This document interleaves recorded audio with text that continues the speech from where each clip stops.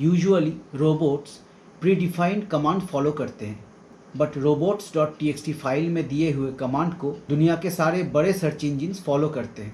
Hello दोस्तों, मैं हूं अरिंदम विश्वास फ्रॉम arindamviswas.com और आज हम बात करने वाले हैं robots.txt फाइल क्या है, इसके बेनिफिट्स क्या है और इसे आप कैसे बना सकते हैं। अगर आप मेरे चैनल में नए आए हैं तो चैनल को सब्सक्राइब ज़रूर कीजिए और वीडियो पसंद आया तो लाइक ज़रूर कीजिएगा।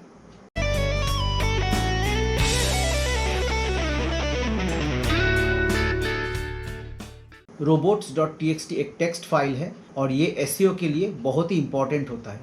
इसे दो तरीके से बनाया जा सकता है। अगर आपका वेबसाइट वर्डप्रेस में बना है और उसमें कोई प्लगइन इंस्टॉल है तो उससे भी robots.txt फाइल जनरेट होता है और आप इसको मैनुअली भी क्रिएट कर सकते हैं। तो चलिए सीधे चलते हैं मेरे कंप्यूटर स्क्रीन पे और फिर देखते हैं कैसे क्रिएट होता है robots.txt फाइल। तो मैंने अपना कंप्यूटर स्क्रीन ओपन कर लिया है और ये मेरा वेबसाइट है, आप देख सकते हैं arindamviswas.com। ये मेरा वेबसाइट वर्डप्रेस पे बना हुआ है। तो मैंने जो अपना robots.txt फाइल है वो प्लगइन से जनरेट किया हुआ है। यहाँ पे जाके /robots.txt लिख के एंटर मारेंगे तो ये मेरा robots.txt फाइल है जो प्लगइन से जनरेट हुआ है।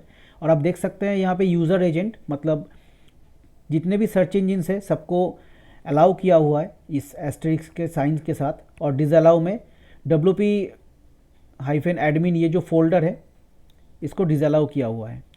इसका मतलब है मैं सर्च इंजिन को कमांड दे रहा हूँ कि वो अब मेरे वेबसाइट को तो क्रॉल कर सकता है बट इस पर्टिकुलर फोल्डर को वो क्रॉल ना करे।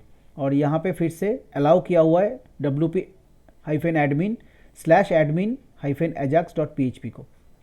तो क्योंकि ये एक ऑटो जनरेटेड robots.txt फाइल है इसलिए यहाँ पे ये डिसअलाउ के बाद अलाउ आया है। बट अगर मैं मैनुअली robots.txt फाइल क्रिएट करूँगा तो इस फॉर्मेट में मैं नहीं करूँगा। अगर स्टैटिक साइट है तो आप सिर्फ यूज़र -एजेंट लिख के कोलोन दे के ये एस्टेरिक्स लिख सकते हैं, उसके बाद डिसअलाउ लिख के इसको ब्लैंक छोड़ सकते हैं। उससे क्या होगा, कोई भी सर्च इंजिन आएगा तो आपके पूरे साइट को क्रॉल कर लेगा। स्टैटिक साइट के लिए यूजुअली आपको कोई भी पेज या कोई भी फोल्डर ब्लॉक करना नहीं होता है क्योंकि उसमें बहुत लिमिटेड पेजेस होते हैं और फाइल फोल्डर्स होता है। बट डायनामिक साइट के लिए कभी कभी ज़रूरत पड़ता है कि बहुत सारे फोल्डर्स को या फाइल को आपको ब्लॉक करना पड़े, तब हम लोग ये डिसअलाउ कमांड यूज़ करते हैं। और आप देख सकते हैं कि robots.txt फाइल में साइट मैप भी इंक्लूड किया हुआ है मैंने। तो ये एक इम्पॉर्टेंट ट्रिक है जो मैं आपको बताना चाहूँगा कि कोई भी सर्च इंजिन जब आपके वेबसाइट में आता है सबसे पहले robots.txt फाइल चेक करता है और फिर आपके वेबसाइट को क्रॉल करना शुरू करता है। तो robots.txt फाइल में साइट मैप इंक्लूड करने का मतलब है मैं सर्च इंजिन को कमांड दे रहा हूँ कि robots.txt फाइल चेक करने के बाद वो सबसे पहले sitemap.xml फाइल को चेक करे। sitemap.xml फाइल के ऊपर मेरा डेडिकेटेड वीडियो बनाया हुआ है, ऊपर आई बटन में आपको लिंक मिल जाएगा और डिस्क्रिप्शन बॉक्स में भी मैंने लिंक डाल दिया है, आप चेक कर सकते हैं। उसमें sitemap.xml फाइल का जितने भी बेनिफिट्स है और उसको क्रिएट करने का जो तरीका है उसमें डिटेल्स में बताया हुआ है। आप ज़रूर वो वीडियो देख लीजिएगा क्योंकि robots.txt और sitemap.xml ये दो फाइल ऐसे फाइल्स है जो आपके वेबसाइट के ऑन पेज एसईओ में बहुत इंपॉर्टेंट रोल प्ले करता है। सो ये है एक प्लगइन से जनरेट किया हुआ robots.txt फाइल का फॉर्मेट। robots.txt फाइल आप मैनुअली भी बना सकते हैं। मैं यहाँ पे आपको कुछ फॉर्मेट्स दिखा देता हूँ जैसे robots.txt फाइल बनता है। आप देख सकते हैं ये ऑलरेडी प्लगइन के थ्रू जनरेट किया हुआ robots.txt फाइल है और साइट मैप के लिए ये आपका डोमेन आ जाएगा। यहाँ पे अभी मैंने XYZ लिखा हुआ है तो यहाँ पे आपका डोमेन नेम आ जाएगा और अगर प्लगइन से जनरेट किया हुआ है तो साइट मैप का लिंक ऐसे आएगा।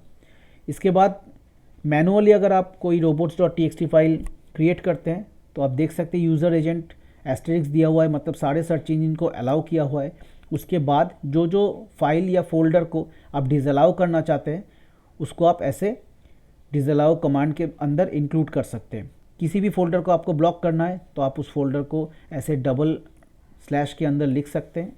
ये थोड़ा इम्पॉर्टेंट पार्ट है क्योंकि अगर आप ये डबल स्लैश यूज़ नहीं करेंगे और कोई भी फोल्डर का नाम यहाँ पे दे देंगे तो हो सकता है कि बहुत सारे ऐसे फाइल्स हो आपके सर्वर में जिसमें JS इंक्लूडेड हो और उन सारे फाइल्स को सर्च इंजन क्रॉल नहीं करेगा। तो ये बहुत इंपॉर्टेंट है। यहाँ अक्सर गलतियाँ होती है, बहुत सारे वेबमास्टर से होती है कि वो स्लैश एंड करना भूल जाते हैं और फिर सर्च इंजन बहुत सारे फाइल्स को क्रॉल नहीं करता है। तो अगर आप डिसअलाउ कमांड दे रहे हैं किसी पर्टिकुलर फोल्डर के लिए तो डबल स्लैश ज़रूर यूज़ करें। उसके बाद आप देख सकते हैं यहाँ पे साइट मैप में मैंने 2 साइट मैप यहाँ पे इंक्लूड किया है। अगर आपका साइट वर्डप्रेस में बना हुआ है और उसके साथ आपका ब्लॉग भी वर्डप्रेस में बना हुआ है तो आप 2 साइट मैप भी इंक्लूड कर सकते हैं। एक सेपरेट साइट मैप ब्लॉग के लिए और एक सेपरेट साइट मैप आपके एंटायर वेबसाइट के लिए। इससे आप ब्लॉग पोस्ट को प्रायोरिटी अलग से दे सकते हैं। वर्डप्रेस वेबसाइट में पेजेस भी होता है और पोस्ट भी होता है। जो ब्लॉग पोस्ट होता है उसका प्रायोरिटी अलग रहता है और जो पेजेस होता है उसका प्रायोरिटी अलग रहता है। फॉर्मेट 2 और फॉर्मेट 3 में ज़्यादा डिफरेंस नहीं है। फॉर्मेट 3 में सिर्फ एलेक्सा को अलग से अलाउ किया गया है, बट अगर ये आप नहीं लिखेंगे तो भी कुछ प्रॉब्लम नहीं होता है। ये आपके ऊपर है, अगर आप एलेक्सा को अलग से लिखना चाहते हैं तो आप लिख सकते हैं, अदरवाइज़ आप यूज़र एजेंट :* देने से भी सारे सर्च इंजन क्रॉलर को आप अलाउ करते हैं। सो robots.txt फाइल बनाना एकदम सिंपल है। robots.txt फाइल बनाने के बाद आपको सिंपली यहाँ पे फाइल में जाना है और जाके इसको सेव कर देना है। सेव करते टाइम आप यहाँ पे robots लिखें और इसको सेव कर दें।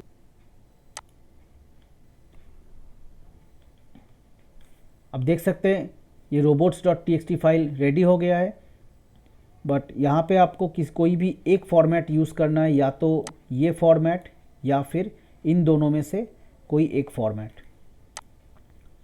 और उसके बाद अपने सर्वर में जाके यहाँ पे मैंने अपना cPanel ओपन कर लिया है। अब देख सकते हैं ये मेरा cPanel है। यहाँ पे जाके मुझे फाइल मैनेजर में जाना पड़ेगा। ये रहा फाइल मैनेजर, इसको ओपन कर लेते हैं। फाइल मैनेजर में जाके आपको देखना पड़ेगा कि आपका जो इंडेक्स फाइल है, index.php या फिर index.html, जो भी एक्सटेंशन आपका हो वो कहाँ पे है। वो यूजुअली रूट डायरेक्टरी में होता है जो public_html फोल्डर में होता है। तो public_html फोल्डर में आकर आपको देखना है इंडेक्स फाइल कहाँ है। तो ये है index.php, यही आपका रूट डायरेक्टरी है।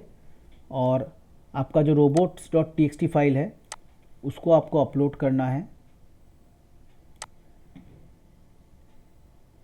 ये मेरा robots.txt फाइल है। इसको अगर मैं अभी ओपन करूँगा, इसको सिलेक्ट करना है और ओपन करना है ऐसे। अगर मैं अभी अपलोड कर दूंगा ये अपलोड हो जाएगा मेरे सर्वर पे, बट ऑलरेडी मेरे सर्वर पे ऑटो जनरेटेड robots.txt फाइल है तो इसको मैं अपलोड नहीं कर रहा हूँ। बट यही प्रोसेस है, एकदम सिंपल प्रोसेस है। आई होप कि आपको कोई प्रॉब्लम नहीं होगा इसको बनाने में और अपलोड करने में। अगर आपको अपलोड करने में प्रॉब्लम है तो robots.txt फाइल बना के आप अपने डेवलपर को भी दे सकते हैं। Thank you for watching this video. My name is Arindam Biswas, also known as Digital Arindam from arindambiswas.com, and I will see you in the next video.